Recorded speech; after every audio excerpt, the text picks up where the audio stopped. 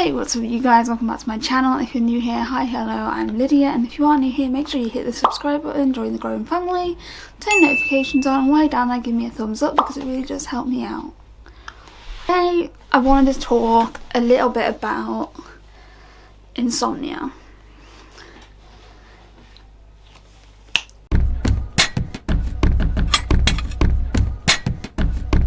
Now, as someone who has insomnia and suffers pretty severely with insomnia, it's been hell.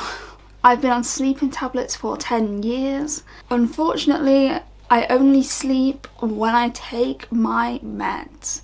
Here's your daily reminder to take your medication if you haven't already. So let's talk about the meds that I've been on for my insomnia. I've been on zopiclone. Unfortunately, I had to stop taking that not last year, the year before, because it triggered hallucinations. Can't have that when you have schizoaffective disorder. You get enough of hallucinations through that. Then I was on zolpidem. Didn't do anything for me. Also known as Ambien. Didn't do anything for me. Then I was put on a high dose of clonazepam. That worked, but my psychiatrist wanted to reduce my clonazepam, so that didn't last very long. And now I take trazodone. I have previously taken promethazine as well, but it gave me such bad migraines that I had to stop taking it. I still get migraines, but they're not as severe as they was when I was on promethazine. Genuinely, was no, promethazine is an over-the-counter antihistamine. I took promethazine for about 3 years, and then I started having really severe migraines. Beyond severe. I don't know what word to use. It was hell. I do, however, recommend that medication as a first point of call before going to a doctor, just because it's an over-the-counter medication and it works. I took 50 milligrams of it. I know some people only take 10 milligrams or 25 milligrams. I took 50 because the lower doses didn't touch anything. A big thing with insomnia is that on all the websites you look on, it's if you experience this for 2 weeks or more, make an appointment with your doctor, because it's not normal to not sleep.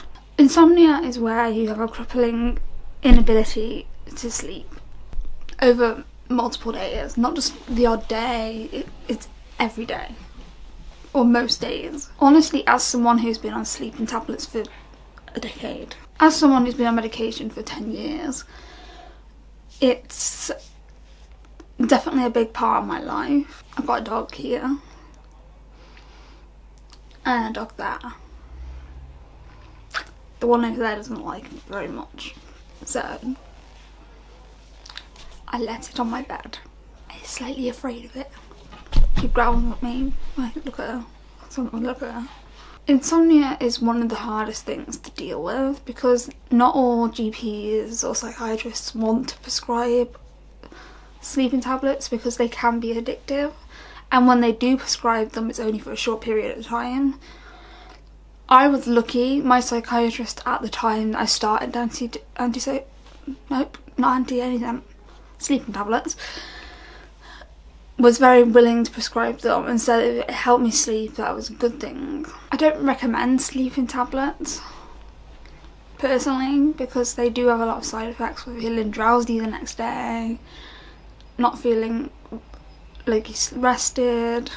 It just helps you go to sleep. It doesn't make you rest well, and when you're not sleeping, the biggest thing is you want to feel rested so you can do things. I know for me, when I started sleeping tablets, I was hoping I was going to have a good quality sleep, but all I was doing is it was sending me to sleep. I wasn't resting. I was really irritable.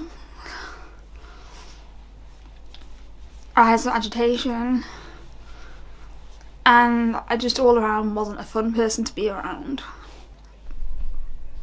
But yeah, honestly, I think,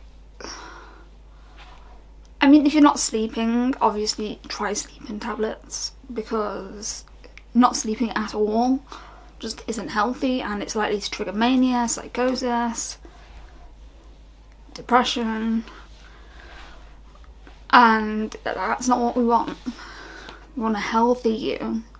My honest advice when it comes to sleep is, what I do is I put my phone on silent at night, because I used to feel really woken up by the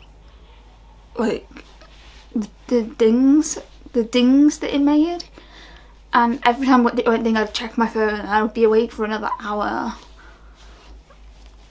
The reason I'm saying put your phone on silent and don't touch it no matter what you feel is because of the blue light.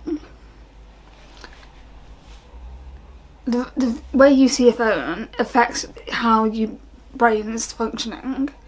When you're on something with a bright screen, it wakes it up, and if you try and go to sleep, you want the opposite.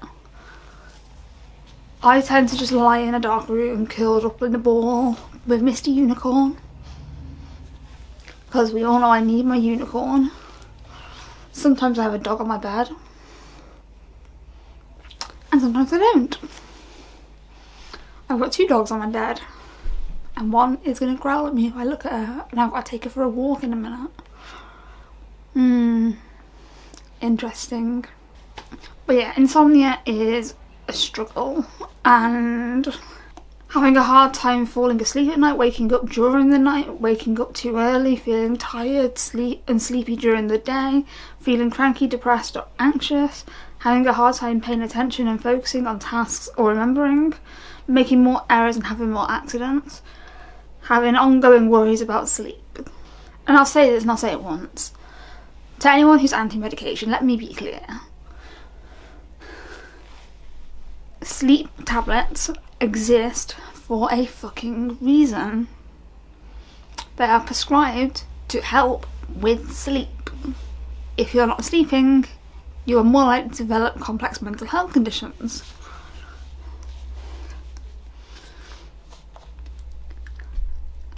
And meds aren't bad or evil. They're there to serve a purpose of making your quality of life better. Thank you for watching, and I'll see you in my next video. Peace.